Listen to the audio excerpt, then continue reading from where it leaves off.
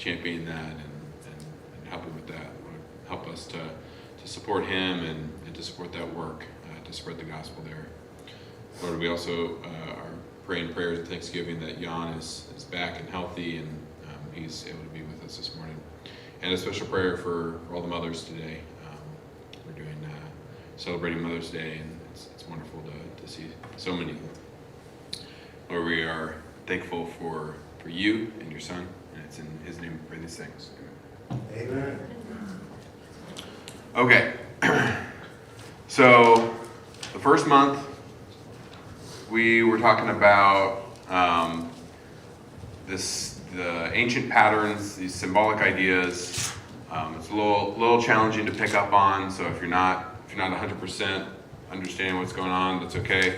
A lot of it, you see some of it, and then you start reading the Bible with that lens, and it's like it'll start popping out in you. It's like, oh, this is like in stereo now. This has a whole new layer of meaning. Okay, so I just want to encourage you there. One fun Mother's Day idea about this stuff. So our word mother, if you trace it back, the etymology of that word, it comes from mater, and if you actually look at how that word branches, matter and mother are the same.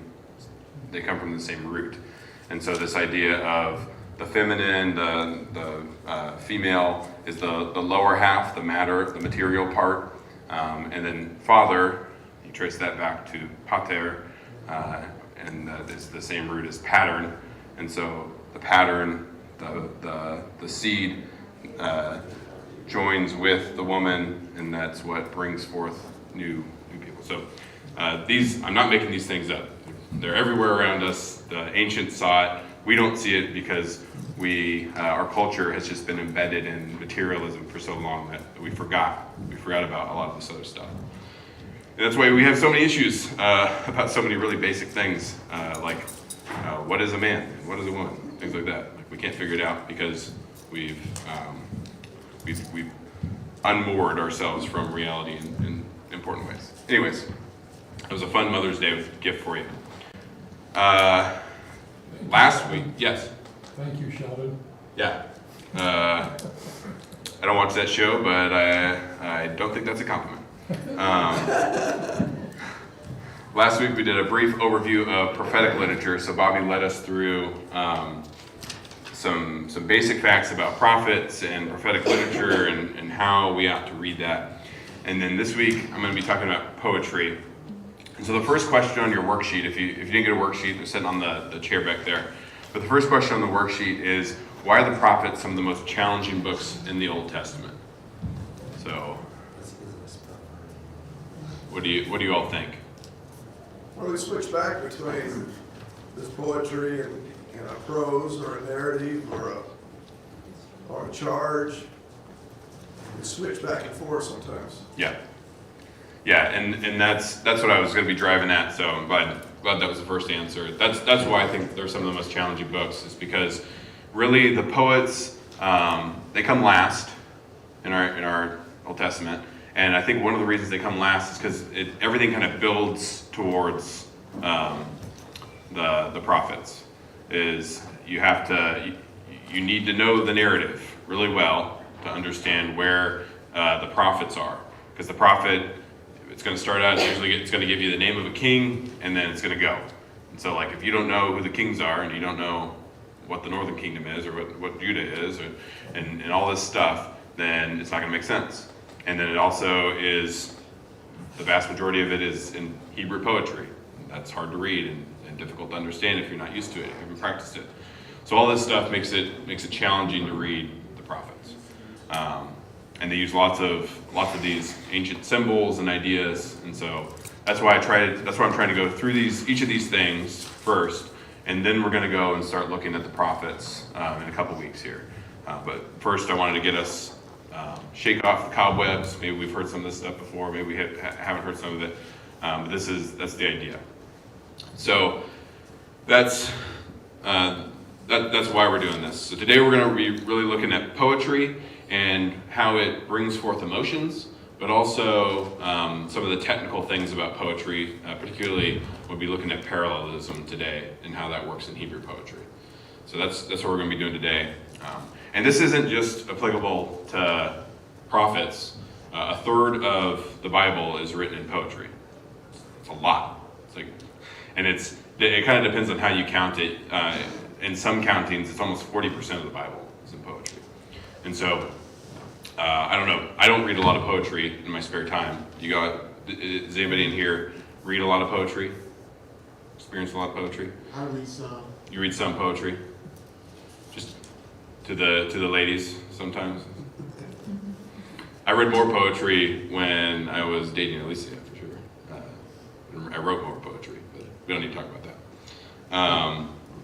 So poetry is, it can be unfamiliar to modern people because we don't use it a lot. But it's going to be helpful. Okay, so let's start writing some stuff down. So what is poetry? We had to define poetry. How would you define it?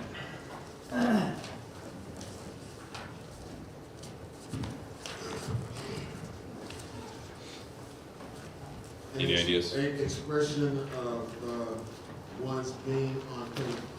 I like it. So you express yourself, you express what's going on in your life, express things you're happy about, sad about. It's a lot about emotions. It carries much more emotional weight, conceptual ideas than you say rhythm, Joyce? Rhythm, yeah. That's very good. Especially our poetry often has a rhythm to it, right? Roses are red, violets are blue, sugar is sweet, so are you, right? So it's this cadence kind of idea is built into a lot of our poetry. Any other ideas?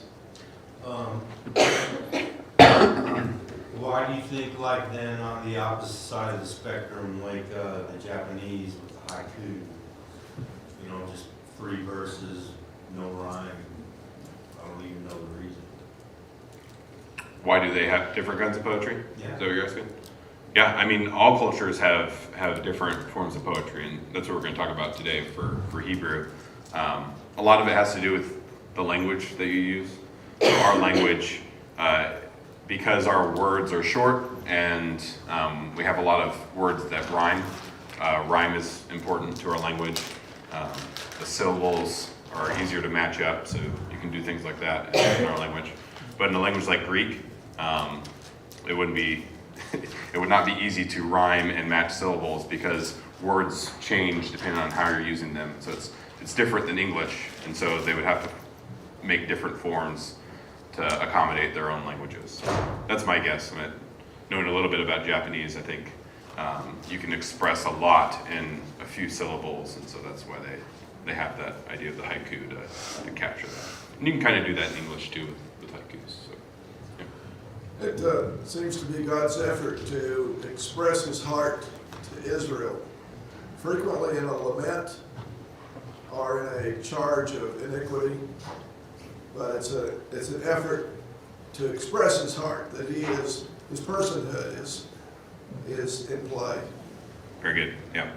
Yeah, most of the speech that we get from God is in poetry. Right? So most of the time when God is speaking, he's speaking in these kind of poetic forms. So that's something to think about. Why does God express himself in these ways? I think part of it is because poetry captures more than just a prose sentence can, right? Poetry is packed and it's dense. That's another characteristic of poetry, is that when you're reading a poem, you know that the author has spent a lot of time trying to compress his ideas down, or her ideas down, as tightly as you can, to pack in the emotion, to pack in everything. So every word's very carefully chosen. That's what it is. So I think that covered everything for poetry, but Hebrew poetry. So is anybody familiar with Hebrew poetry? What makes Hebrew poetry different than our modern poetry? We talked about a couple ideas. Is chiasm applicable? Yeah, so this idea of patterning things and putting patterns into the lines and how the whole poem is composed is going to be very important in ancient poems, but Hebrew poems for sure. And that happens sometimes in modern poetry as well, I'm sure. Parallelism is clearly evident. Yes, yeah. The parallelism is going to be striking. It's going to be the key feature, and that's why we're spending a whole lesson talking about it today. Is this parallelism is going to be one of the core things that the Hebrew poets are putting into their lessons or their poems. It probably wouldn't be, I stepped in late, but it's not rhyming poetry, and it doesn't really have cadence. Yeah. Yes, correct. So Hebrew poetry doesn't rhyme. People have tried to set up these really complex systems to explain, oh yes, they always use 3 syllables here and then the hard syllables in the middle, but like the systems don't, like they're inexplicable. So it seems like it's free verse, is what most people's conclusion is, that there's not a rule like a haiku where you need this many syllables on this line, this many syllables. So it's not set up like that. It's just the Hebrew authors are trying to convey these ideas, and the primary thing that's governing them is not rhyme or beat, but it's this parallelism. So we'll dive into that in a second. Anything else that you've heard about Hebrew poetry that we need to bring up? Okay. What about how often it occurs? Is there? Yeah. Before you came in, we were talking about that. So a third of the Bible is in Hebrew poetry, or in poetry in general. And most of the poetry in the Bible is in the Old Testament, almost all of it. And even the poems that are in the New Testament are either direct quotes of poems in the Old Testament, or it's almost always a kind of a patchwork of Hebrew poetry in Greek. So we'll be focusing on the Old Testament as we think about poetry for this class, because we're talking about the prophets. But if you want to get good at studying Hebrew poetry or poetry in the Bible, focusing on the Old Testament is probably not a bad idea. Yeah. You were getting to the subject of fractals a few weeks ago, and that's of course a mathematical form. Mm-hmm. And most poetry in whatever culture is some kind of a mathematical rhythm or some kind of a subjective entrance into our consciousness. And I think that when we see so much of the scripture written in poetry from God to man, the tendency, of course, is from man to God to try to reply in a similar frequency. So we pick up even subjectively that much of the Bible is in terms of creation. Mm-hmm. You know, it's the language of mathematics. Mm-hmm. People may sneer at that a little bit until you actually look at all the things that you were describing as well. So much of the cadence, the pattern, the word structure, numerology, and it's not mystic at all. It Mm-hmm. is a inborn nature for us to reply back to. So it is a bit of a coded message.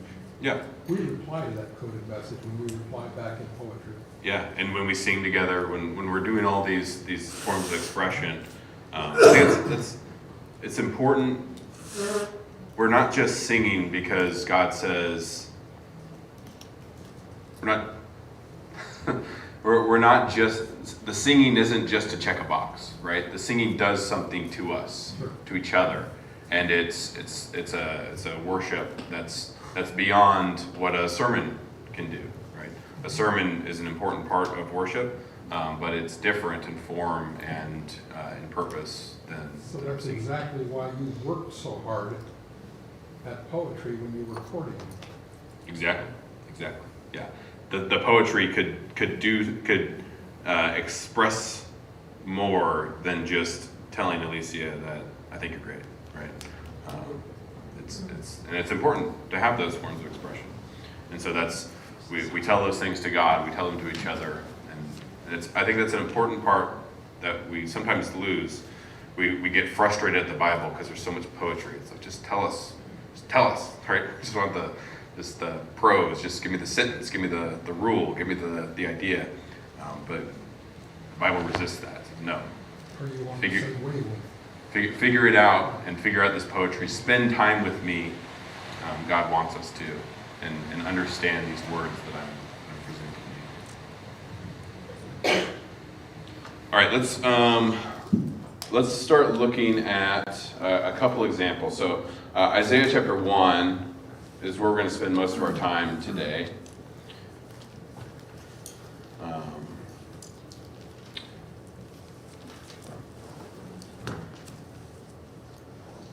see, how do I want to do this? So let's just read, can somebody read Isaiah 1:1?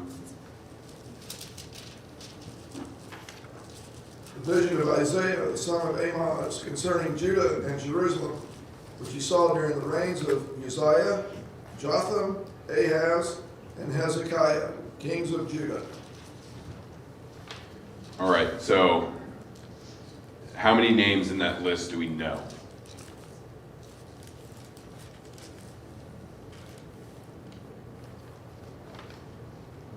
Maybe Hezekiah, if you're a Bible nerd.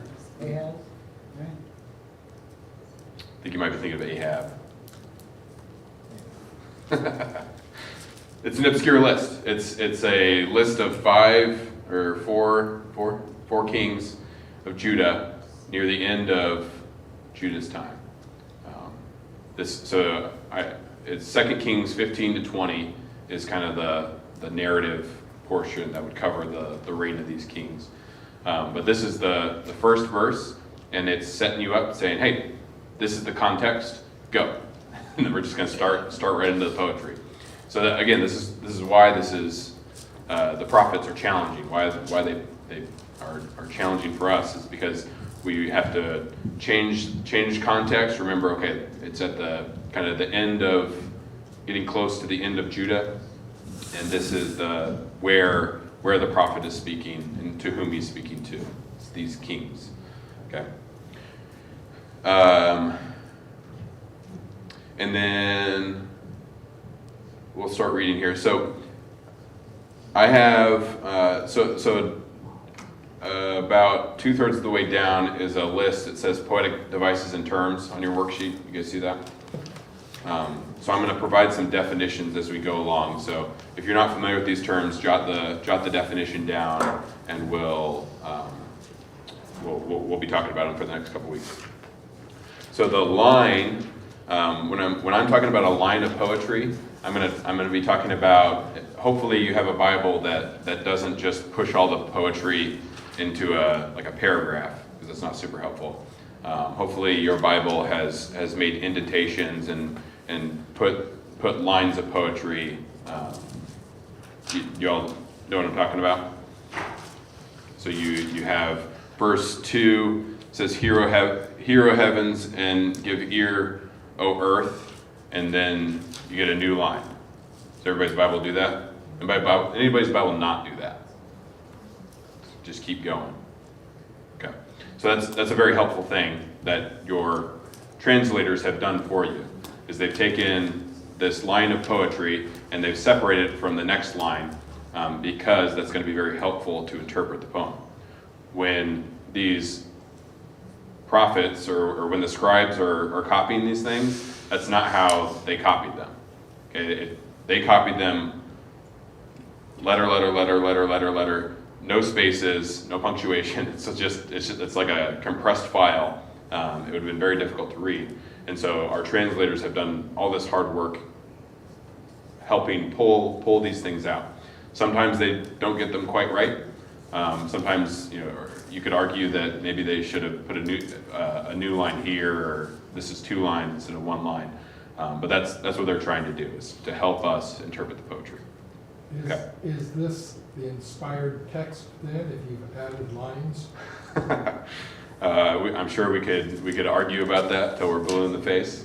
I think that the inspired text is the text in the original language, and our translations are helping us get close to that.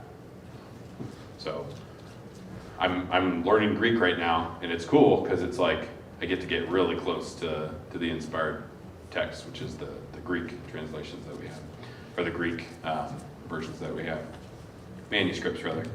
And so, but I think this gets us very close. But you know, that's one of the reasons we use multiple translations. Get me off topic, David. So hear, O heavens, and give ear, O earth, is a line, okay? A verse, what I'm going to be calling a verse, is usually 2 lines, sometimes 3 lines, that are meant to be read in parallel to each other. So in this case, a verse of poetry would be, hear, O heavens, and give ear, O earth, for the Lord has spoken. Okay? So that's 1 line plus a second line. Now, sometimes 2 lines will have different relationships. So in this line, what does the second line do for the first line? It's hear, O heavens, and give ear, O earth, for the Lord has spoken. What's the relationship between those 2 lines? Well, the listening responds to the speaking. Yes. Yeah. So it's hear heavens and earth, for the Lord has spoken. So it's kind of this completion kind of idea, or you might talk about it as deepening. So we're trying to understand exactly what they're going to hear. Oh, they hear the Lord. But yes, so they have this relationship. I would characterize that as kind of a completing function. So the second line completes the thought that was started in the first line. Let's keep reading. So it's somewhat of a cause and effect, only in this particular case, the effect comes first, you've heard, and the cause is because he's spoken. So Yeah. it's a process that we recognize in normal, but in many times in poetry, it's inverted for emphasis, for Yep. Yeah, the authors are going to do interesting things to try to get us to think through what's going on. Okay, so then now let's go to the second part. So again, so this is the next verse, but it's still in verse 2. Okay, so it's a poetic verse. Maybe that'll be a more helpful way to talk about it. Children have I reared and brought up, but they have rebelled against me. Children have I reared and brought up, but they have rebelled against me. So what's the relationship between those 2 lines? Well, in the first one, the speaking and hearing is a normal response. This is an abnormal response to what the Lord has done. Yes. Yeah, so how would you characterize, it's abnormal, but in what way? How would you characterize that relationship? Opposites, I guess. Maybe. Yeah. So that's another possibility. So here, where it says pairs of lines, parallelism, what are the 3 main ways the second line of a verse relates to the first? So the first one we talked about was completion. The second one is going to be contrast. So in this one, it contrasts the first idea. So the first idea is children have I reared and brought up. Okay? But they have rebelled against me. So that sets up some expectations as we read it, and then it counters those expectations with what's going on in reality. Okay? And then the next line is the ox knows its owner, and the donkey its master's crib. So what's the relationship? So that's a parallelism right there, isn't it? Yep. Well, so I'm going to be calling all these things parallelism because they're setting 2 things in parallel to each other. But yes, these ones are kind of reinforcing. Yeah, it's a repetitive statement of the same concept. Yeah, and so we can call that deepening or reinforcing. Okay. So those are the 3 kinds that we're gonna focus on. There's probably some others, and we can do on some, but I think those are 3 good categories to think about. Okay, so the first one is that they complete. The second is deepening, and the third is contrasting. or in whatever order, doesn't matter. And so that's what's going on here, okay? So the ox knows its owner, and the donkey its master's crib. And then the last verse, so 3b, the last half of 3 is, but Israel does not know, my people do not understand. Okay, so the relationship there, something besides Royce? Reinforcing or Yeah, so the relationship there, but Israel does not know, my people do not understand, right? And you can see how these work. So Israel doesn't know.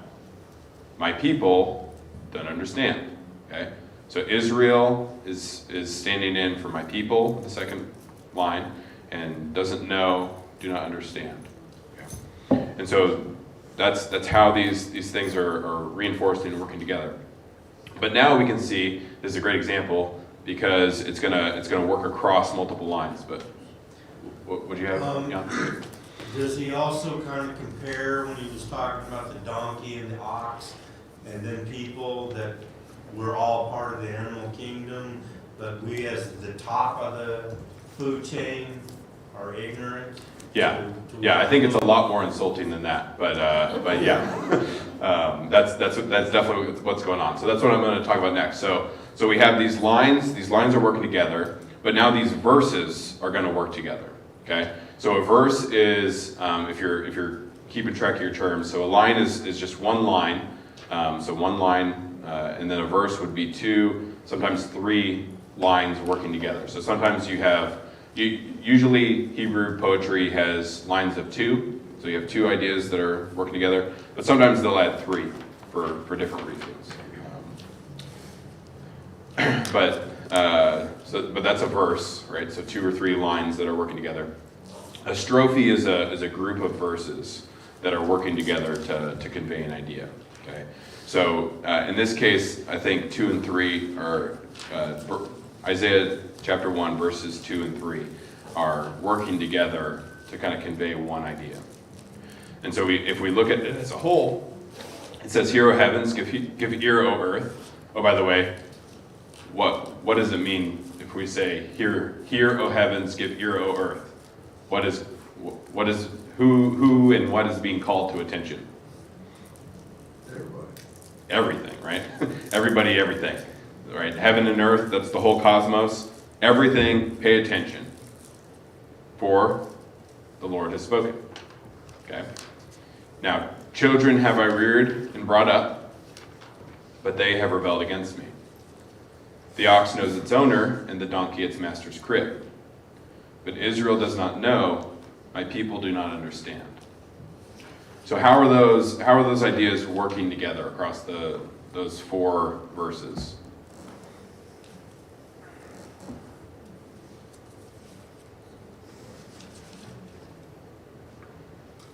They work together because first of all, they elevate us.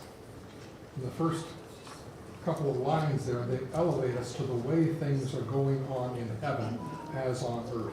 Mm-hmm. This is the way, the natural process of creation. This is the way, the natural process of worship and fellowship. And then it moves us to the human plane. And the human plane is, we're rebellious. And then it moves us to a spiritual story, almost like a parable, where you're talking about an earthly comparison with a spiritual message. So it moves us in our thought process to align with the spiritual here. Yeah. So it starts with this reminder that God is in command of the cosmos, right? Like the beginning of the Lord's Prayer. Exactly. Yeah. So it's this call to remember that God is God over the heavens and the earth, and that He can call their attention to witness what's going on. So that's basically what's happening, right? So He's calling His witnesses, and then He's providing testimony. Children have I brought up, and I've reared and brought up, but they've rebelled against me. So we have this rebellion that's going on. And then we get kind of the insulting part. The ox knows its owner, and the donkey its master's crib. Now, are donkeys known for their compliance and obedience? No, but they know their master, and they know who brings them the straw and who does this. Self-interest. Yeah, it's a in their self-interest. self-interest. Yeah. But he says Israel does not know. Right? So the donkey knows, but Israel does not know. And my people do not understand. And so it's this, it's dense, right? It's all these ideas that are dense. They're packed all into this 2 verses. Well, that's all we've read so far. But it's very convicting, and it's driven by this emotion. And if we're willing to slow down and to read it carefully, then we can start relating to this, right? Because it's not just the Lord as master, but it's the Lord as father, right? Parent. I'm rearing and I'm caring for my children, but they're in rebellion. Right? And so these ideas, I think they're meant to hit hard if we're willing to take them there. Yeah. It sounds like something unnatural and inexplicable has happened. Yes. Yes. It's not the right way things should be ordered. Right, exactly. Right? The donkeys get it, the oxen get it, but Israel doesn't get it. It's marvelous in a very negative way. Yeah. It's marvelous that you have to appeal to a person for their daily bread. Give us our daily bread. And forgive us. How do we, I mean, those are so basic. And yet we have to be instructed by the master exactly why it's in our self-interest to do that. Yeah. And yet we still resist. Do you have something, Jan? I was just going to comment that you look all through the Old Testament where it's constantly talking about stiff-necked people, and all the way back to the garden. But I mean, all through the Old Testament, you have God on top of Mount Ararat. You have the 10 plagues. You have him guiding them through the wilderness, leading them into the promised land, the parting of the Red Sea. They're in the temple. He's there. He's present. They see him. And yet they choose to not do what he asked them to do. Yep. Yeah, and I think that's what's going on here. And hopefully we can relate to that. Right? We see God working marvelously in our lives and in our community, but somehow we choose things that are disobedient, right? That are rebellious, and we fail. And I think that's and not only that, but you know, if you have children, or if you deal with children, you see the same kinds of patterns, right? So, okay, so we've talked about line, we've talked about the verse, we've talked about the strophe. So a stanza is just going to be several strophes that are working together.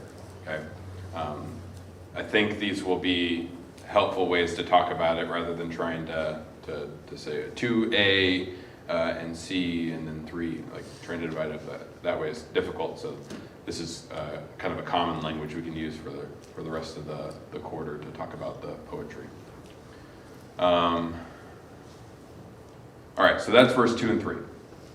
Now, there are some other devices that are helpful and that are often used in Hebrew poetry. Hopefully, we all know what a refrain is, right? We have the same thing in our songs. A refrain is something that you are going to repeat multiple times throughout the poem, right? So this happens in Hebrew poetry. I don't have a good example to pull up right now, but if you see the poet have a line and then it repeats later, then that's the refrain of the poem. And then why might you want to have a refrain like that? What does that help with? Repetition teaches. Yeah, repetition, it's going to teach, and it's also going to bring whatever idea to mind in light of what you just read, right? So we might read a few verses, get a refrain, read a few more verses, get a refrain, strange, crazy idea, and then the same refrain. And now we get to compare all three of those things, right? And so the refrain is providing structure around what's going on. There's one that runs through chapter 9, for all this his anger is not turned away, but his hand is stretched out still. Yeah. He says that, I don't know, 3 or 4 times. Yeah. As he declares these judgments, he says it again, he says it again. I remember getting into an argument with somebody. They were saying that his arm is stretched out still meant he still wants to help you, but I think in that context the stretched out arm is a threatening arm that appears over and over again there. So, but yeah, so those ideas are going to be important to understand because that repetition is important. And the whole idea of Hebrew poetry is based in this repetition, right? That's what the parallelism is. It allows you to look at two ideas next to each other, and then from a different angle, and then from a different angle, so that you're constantly kind of coming back and considering things. Okay. The next one, inclusio. So an inclusio just is going to have a key phrase or word repeated at the beginning and then at the end, and it provides a good frame for whatever you're talking about. So that's a helpful poetic device to kind of provide limits when the original text doesn't have formatting or anything like that. They use words to help structure what they're saying. The chiasm, so I talked till I'm blue in the face about chiasm. So hopefully you know what a chiasm is. If you don't, come talk to me. I'll tell you to pay attention better in class. But it's just this idea where you have a pattern that goes ABC, CBA, or ABC, ABC. It's these patterns that they include similar ideas, and they are simply everywhere in the Hebrew Bible. If you think you're seeing a pattern or a chiasm, or you remember a phrase and then you see another phrase later, circle that, underline it, go look for the other one, because that's the author trying to help you read his poetry better. And then forward symmetry, that's just the idea of ABC, ABC. Yeah. All right, we're about out of time now, but anything that we talked about today, does that make sense? You got any questions about our poetry lesson today? Anything?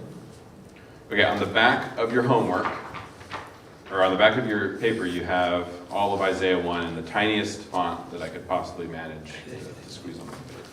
If you don't mind writing in your Bible, you can just write in your Bible, or you can find another copy somewhere else. But this week for your homework, what I want you to do is to go and I want you to just spend a week in Isaiah chapter 1. There's more than a week's worth of stuff in there. Okay? Figure out how each line interacts with each other. So as you're looking through, I've tried to format it so that the lines are separated so that you can see how they relate. If there's a line of 3, then the third line will be indented more than the second line. So you'll be able to kind of see how lines of 3 work together. So just take a week and look at it. So compare the lines, and then what I want you to do is go on a little treasure hunt. Okay? So start looking at some of these other things. So is there a refrain? There's not a refrain. Is there an inclusio? Maybe there are some inclusios. Maybe there are some chiastic structures within this chapter. Maybe not the whole chapter, but parts of the chapter might be patterned in certain ways so that certain ideas are emphasized. And then what I'd really like is next Sunday we came back and we shared some of the treasure that we found in Isaiah chapter 1. Because we spent 10 minutes looking at the first 2 verses and found some really powerful stuff in there. And I think that if we were willing to spend the time studying the Bible in this way, it's great to have a yearly, go through the Bible every year, but that doesn't allow you to do things like this. And so I think you need variation in the way that you study the Bible, and especially when you're studying poetry, you gotta slow down. Because it's not meant to be read 3 chapters a day. It's meant to be read slowly, carefully, thoughtfully, looking for patterns, because that's what the author did. He spent a lot of time putting it together for his audience, for us to come and see the spiritual wonders that abound. Yeah. The only other thing I might add is look for the heart of God underlying each message. there's a broken heart there, if we just see it, particularly with reference to Israel. Yeah. Yeah, and if we start thinking, so these are the kings that are leading to the exile to Babylon, right? So where is God's heart, and why is he so upset, and why does he want them to turn back so badly? Well, we know the story, we know why, we know what's going to happen if they don't, when they don't. All right, any questions? Thank you all so much this morning. Have a great Mother's Day.